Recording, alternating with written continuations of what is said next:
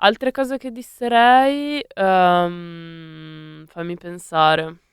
Vabbè, i razzisti sicuramente. Bella. Beh, è chiaro. E vabbè, in generale tutte le persone che odiano senza nessun motivo. Cioè, oddio, ce li hanno i loro motivi, però le disserei perché non è swag odiare. Cioè, nel No. senso, che cazzo fai? Mi sa che mi faccio la doppia H. Elea, bentornata a Doppia H, bentornata su Radio Popolare. Siamo contentissimi di averti qua col tuo primo disco. Contentissimi perché abbiamo visto i passi che ci hanno accompagnato fino a qui e perché ci sono tante cose da raccontare. Partiamo però dalla prima domanda che facciamo sempre, perché io ho una memoria molto breve. Che a Doppia H qual è il tuo piatto preferito? Così a freddo. Infatti non so neanche se te l'avessi chiesto. Secondo me sì. Può E essere. forse ti avevo detto le lasagne. Non mi ricordo. Il che è ottimo.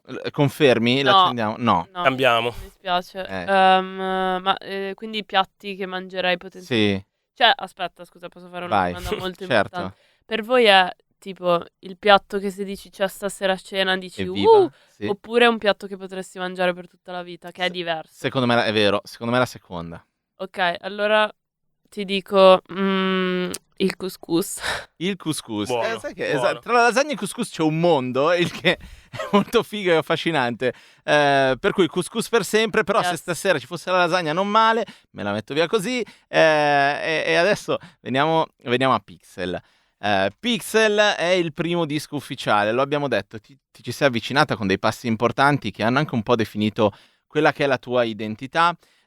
Tu sei un artista che da questo punto di vista dell'identità fa una forza rispetto ad altri, sei sempre stata molto riconoscibile, di questo poi parleremo. Che differenza c'è lavorare però a un disco, proprio anche nell'approccio rispetto a un EP?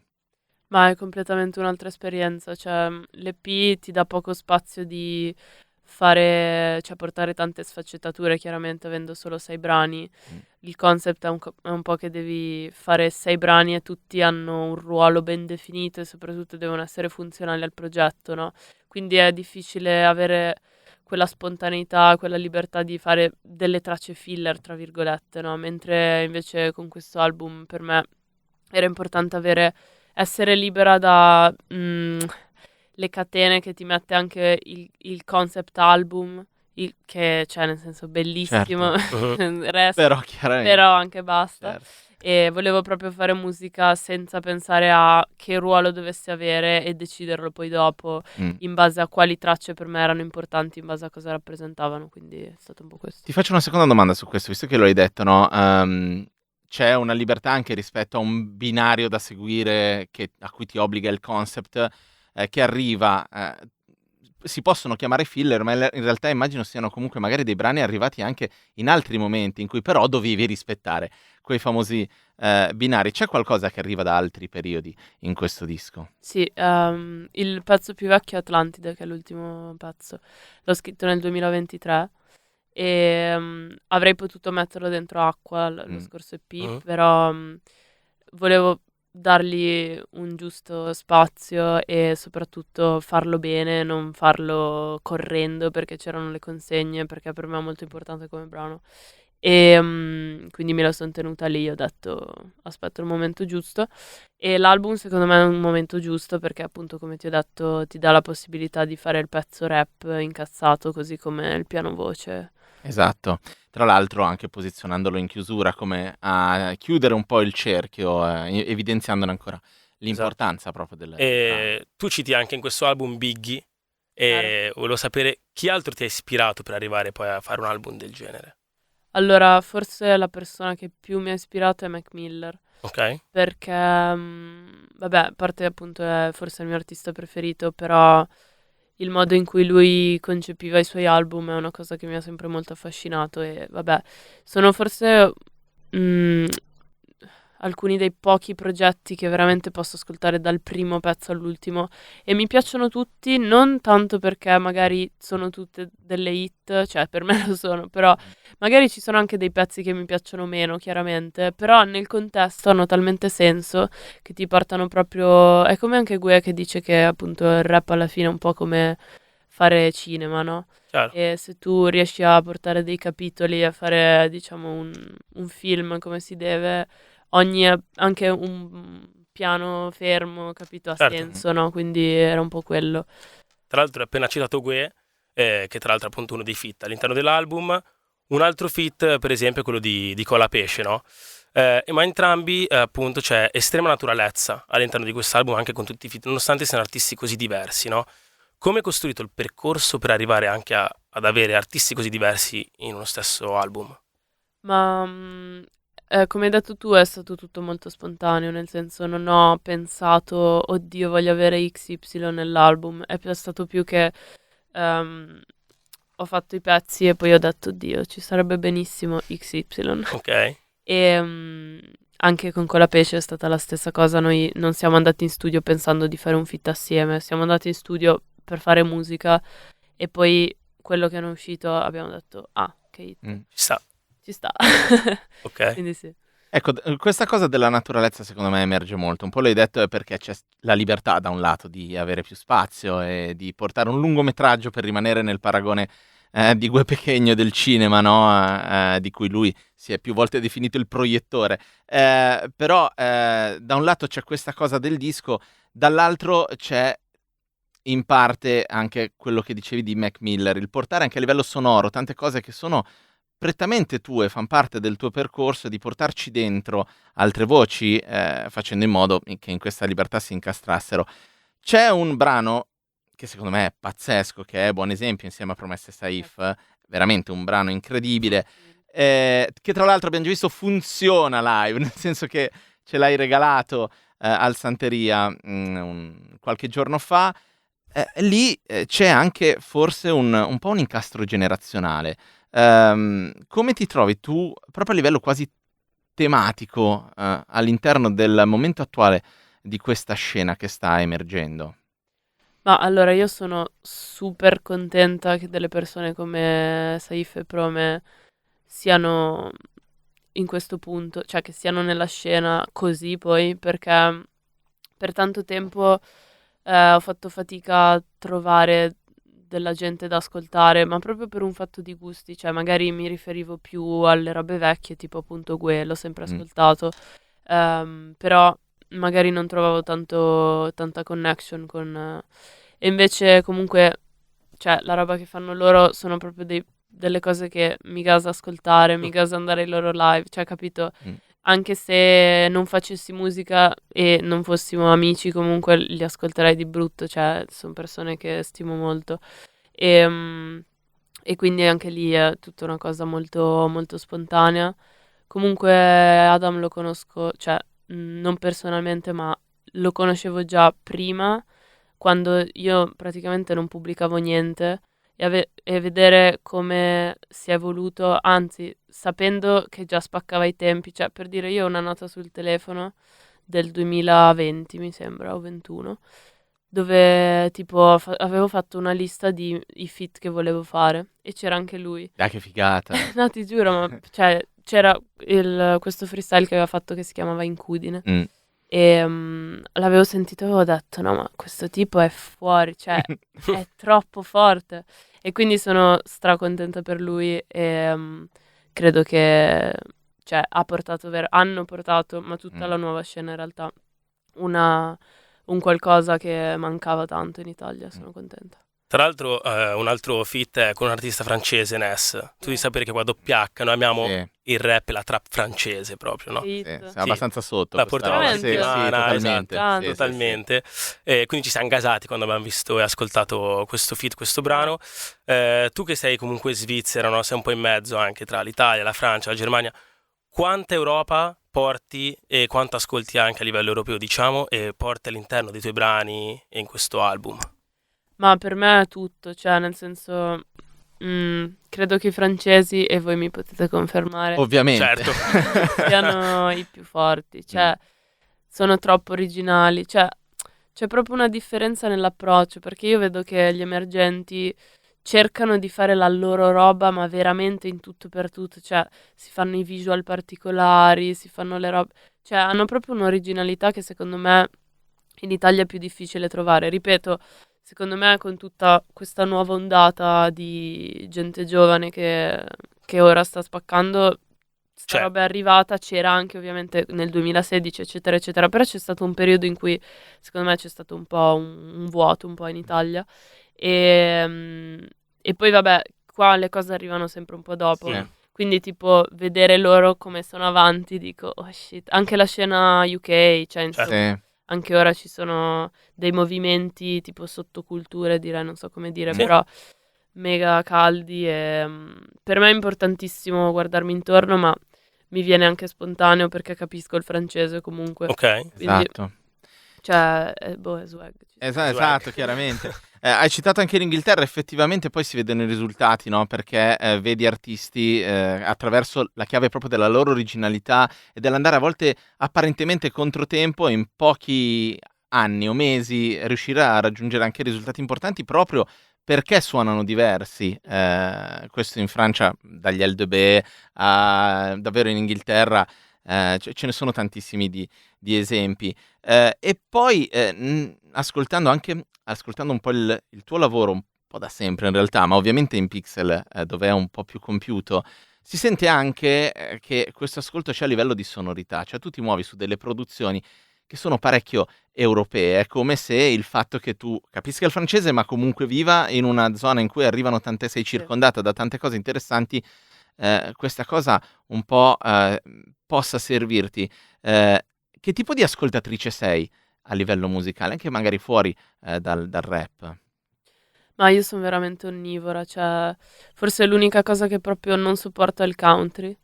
E non so, non mi piace, non mi dice niente.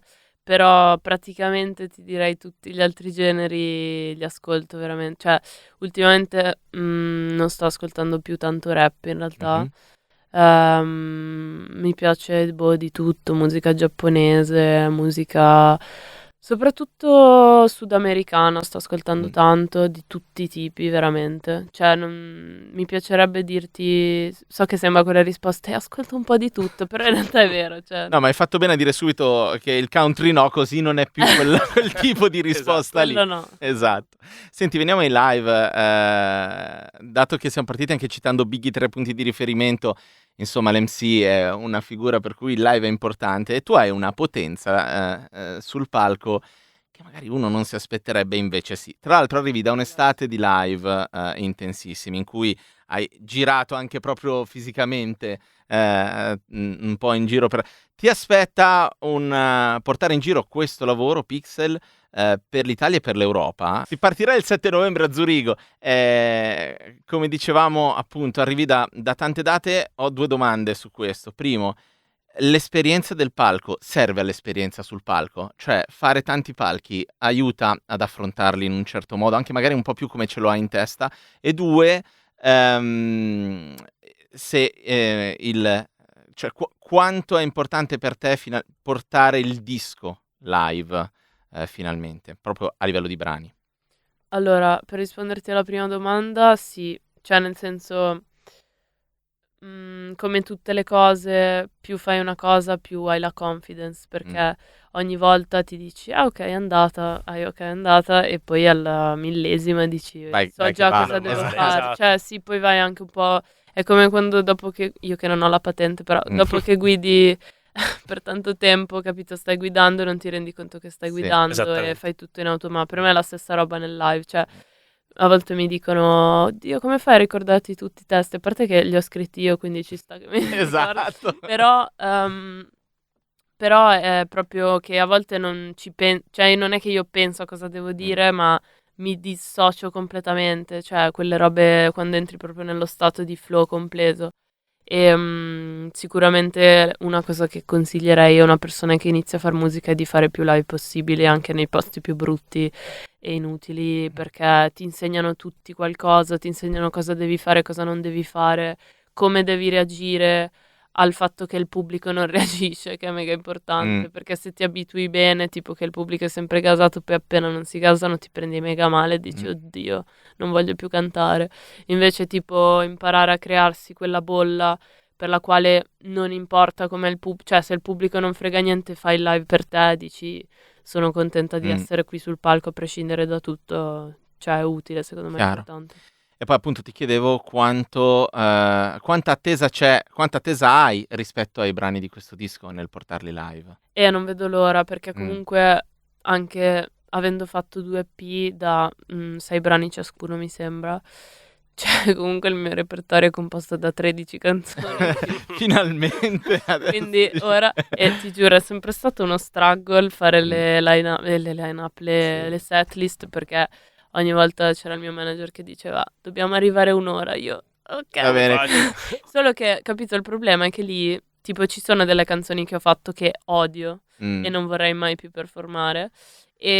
Solo che sei obbligato a cliccarle Forza. dentro tutte. Invece ora, comunque, a parte il fatto che questo album ha dei pezzi che mi piacciono molto e quindi sono sicura che live in generale le cose siano non tutte, però più belle, Mm. cioè le puoi apprezzare di più, Sì. quindi certi brani non vedo l'ora di farli e poi almeno basta quelli vecchi, cioè Esatto. bello tutto. Ce ne però sono 2 o 3 che anche erano basta. già pronti per la pensione. Esatto. È arrivato il momento. Noi con gli ospiti che vengono qua facciamo sempre un giochino. Chiediamo sempre una cosa che disseresti o una situazione che disseresti, Ok, se ce l'hai. guarda, è una cazzata, però proprio oggi mi hanno fatto provare il matcha latte. Ok. Ecco, Mm, segniamocelo. Matcha latte va di... No. No, raga, no. Cioè, No. no. No. condivido. No. Cioè, overrated, tutto sbagliato, gusto amaro, no. Altre cose che disserei, fammi pensare. Vabbè, i razzisti sicuramente. Bella. Beh, chiaro. E vabbè, in generale tutte le persone che odiano senza nessun motivo, cioè, oddio, ce li hanno i loro motivi, Mm. però le disserei perché non è swag odiare, cioè nel No. senso, che cazzo fai? Che cazzo fai? Cosa potrei dissare? Ah, sai cosa non mi piace? Però sono passate di moda da tipo 10 anni. Ok. Non so perché mi è venuto in mente. C'erano delle Converse, scusate, che arrivavano tipo qua al ginocchio Sì. Ok, e sì. si sì, chiudevano tutte con... Sì, sì, sì, ecco. non- Quelle no. Quelle Vabbè. assolutamente no. Io spero di trovare nei tuoi prossimi brani almeno uno di queste. Sì, sì. Sappiamo che se c'è o il match o le Converse, sappiamo insomma da Il dove country arriva. anche. Nel country. No, scherzo. No, adesso, prima di chiudere, e te lo dico già, così ci pensi un attimino, noi chiudiamo sempre facendoci consigliare un pezzo non hip hop con cui sei in fissa sto periodo, che ti piace particolarmente storicamente, e quindi te lo anticipo. Però abbiamo parlato anche di tante persone che sono presenti in questo disco. D'altro canto, il tuo prendere una posizione all'interno della scena lo si è visto in questi anni non solo dai tuoi EP, ma anche dalla tua presenza nei dischi di altri, nei progetti di altri. Tra l'altro nei progetti di figure storiche molto importanti della scena, quindi Sciocca da una parte, e poi c'è Neffa, il ritorno di Neffa. Tu su questa cosa qua hai giocato una chiave importante, questo ci ha detto Neffa, per cui tendo a fidarmi. Cioè, ci ha proprio detto quando ho visto la reazione di Elea, che è giovane e spacca, che porta determinate sonorità senza forzarsi, perché porta esattamente quello che è. Quando ho visto come lei ha reagito, ho detto ok, allora questa cosa si può fare. D'altro canto, sei stata anche la prima a riportarlo su sto sentiero, perché il Miami, io me lo ricordo, quando è venuto sul tuo palco a cantare Aspettando il sole. Vorrei un racconto dal tuo punto di vista. Com'è stato essere coinvolta da Neffa su un progetto in cui rimetteva il piedone nel rap?